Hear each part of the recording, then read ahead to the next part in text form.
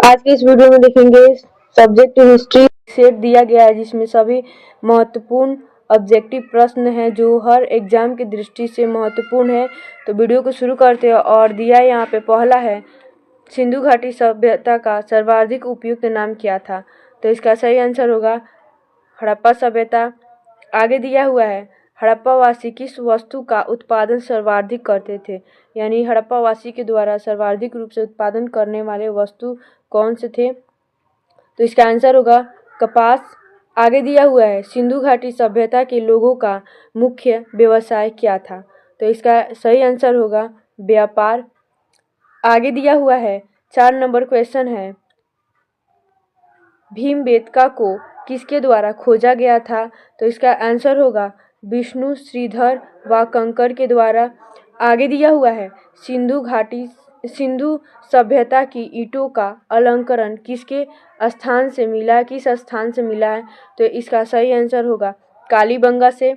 आगे दिया हुआ है, हड़प्पा काल के तांबे का रथ किस स्थान से प्राप्त हुआ है, यानी हड़प्पा काल के जो तांबे का रथ था वह किस स्थान से प्राप्त हुआ है। इसका आंसर होगा दैमाबाद जो महाराष्ट्र में स्थित है। आगे दिया हुआ है, हड़प्पा के मिट्टी के बर्तनों पर सामान्यतः किस रंग का उपयोग हुआ था। तो इसका आंसर होगा लाल रंग का। आगे दिया हुआ है 8 नंबर प्रश्न है, भारत में खोजा गया सबसे पुराना शहर कौन था। तो इसका आंसर होगा हड़प्पा। आगे दिया हुआ है 9 नंबर में, रंगपुर जहां हड़प्पा की समकालीन सभ्यता थी वह कहाँ है। इसका आंसर होगा सौराष्ट्र में। आगे दिया हुआ है, द हिस्ट्रीज के रचनाकार कौन है। तो इसका सही आंसर होगा हेरोडोटस। आगे दिया हुआ है 11 नंबर प्रश्न में, इतिहास विगत की राजनीति है, यह कथन किसका है। तो इसका आंसर होगा सीले का।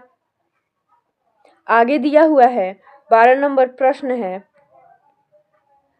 शक संवत कब प्रारंभ हुआ था। तो इसका आंसर होगा 78 ईस्वी को। आगे दिया हुआ है, शक संवत का प्रारंभ किस सम्राट के द्वारा किया गया था। तो इसका सही आंसर होगा कनिष्क के द्वारा शक संवत का प्रारंभ किया गया था।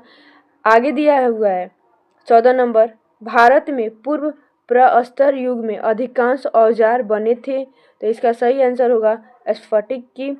आगे दिया हुआ है 15 नंबर, पूर्व पाषाणकालीन मानव का जीवन पूर्णतः किस पर निर्भर था। तो इसका सही आंसर होगा प्राकृतिक पर। आगे दिया हुआ है 16 नंबर प्रश्न, हरेक वंश के किस शासक को कुनिक कहा जाता था। तो इसका सही आंसर होगा अजातशत्रु को। आगे दिया हुआ है 17 नंबर प्रश्न, उज्जैन का प्राचीन नाम क्या था। तो उज्जैन का प्राचीन नाम जो था वह अवंतिका था।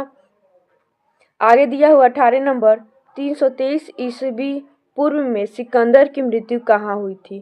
तो इसका सही आंसर होगा बेबीलोन में।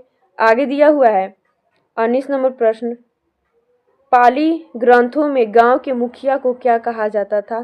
तो इसका सही आंसर होगा ग्राम भोजक कहा जाता था।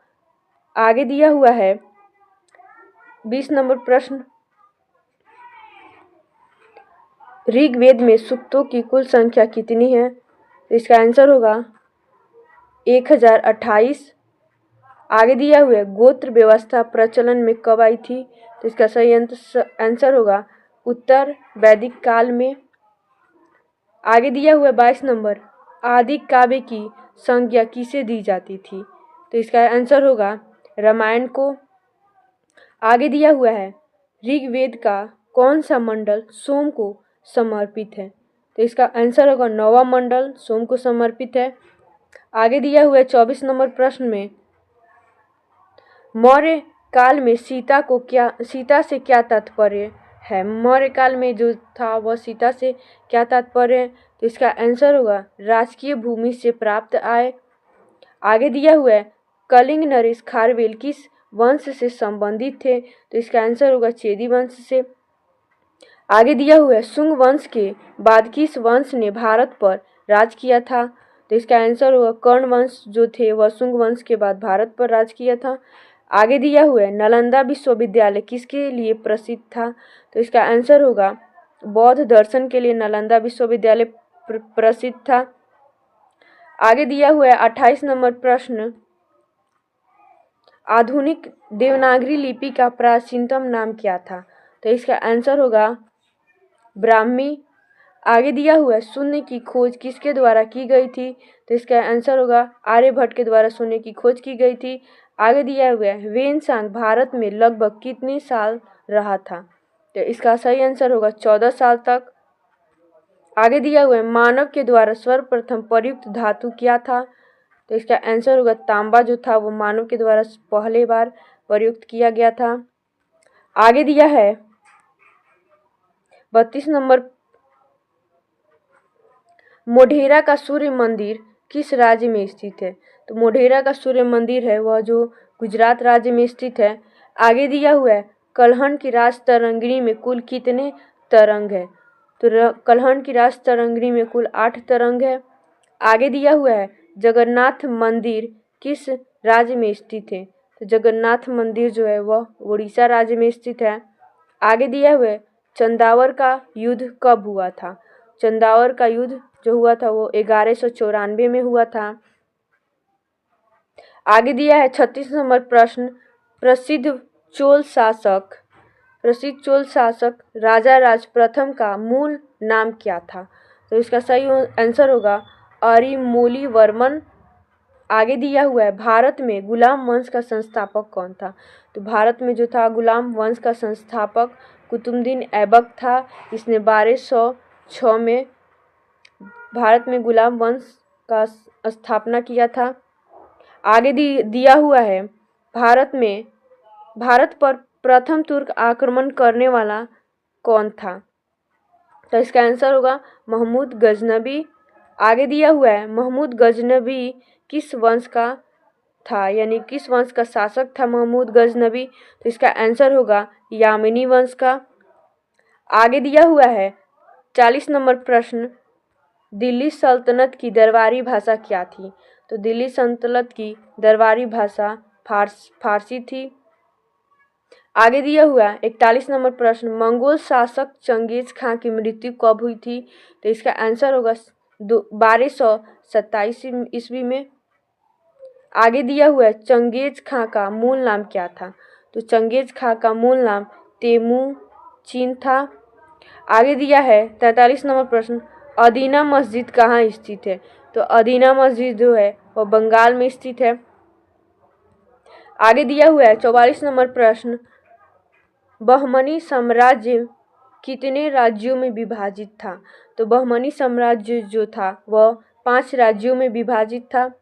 आगे दिया हुआ है संत कबीर का जन्म कहाँ हुआ था? तो संत कबीर का जन्म जो था वह वाराणसी में हुआ था। आगे दिया हुआ है भक्ति आंदोलन का प्रारंभ किसके द्वारा किया गया था? तो भक्ति आंदोलन का प्रारंभ जो था वह अलवार और नैनार संतों के द्वारा किया गया था। आगे दिया हुआ है गुरु अर्जुन देव किसके समकालीन थे? तो जो गुरु अर्जुन देव थे वह जहांगीर के समकालीन थे। आगे दिया हुआ है 48 नंबर प्रश्न, हल्दी घाटी का युद्ध कब लड़ा गया था? तो हल्दी घाटी का युद्ध जो था वह 1576 ईस्वी में लड़ा गया था। आगे दिया हुआ है भारत में कहाँ बीबी का मकबरा स्थित है, यानी बीबी का मकबरा जो है भारत में कहाँ पर स्थित है? तो इसका आंसर होगा औरंगाबाद में।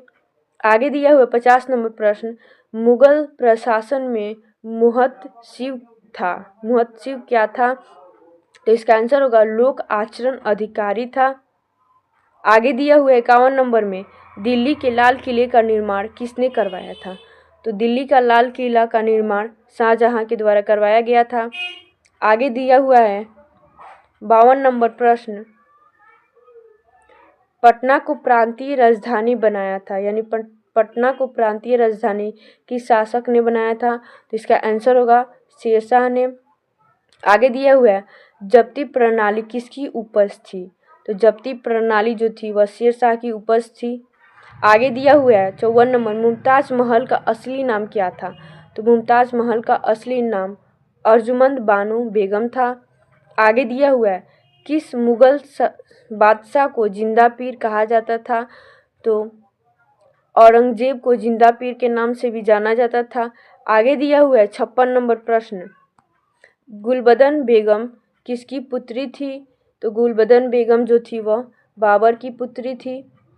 आगे दिया हुआ है शेरशाह के बचपन का नाम क्या था? तो शेरशाह का बचपन का नाम फरीद था।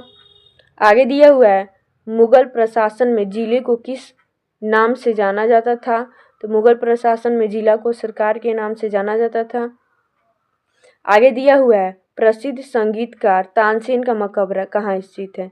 तो तानसेन का मकबरा जो है वह ग्वालियर में अवस्थित है।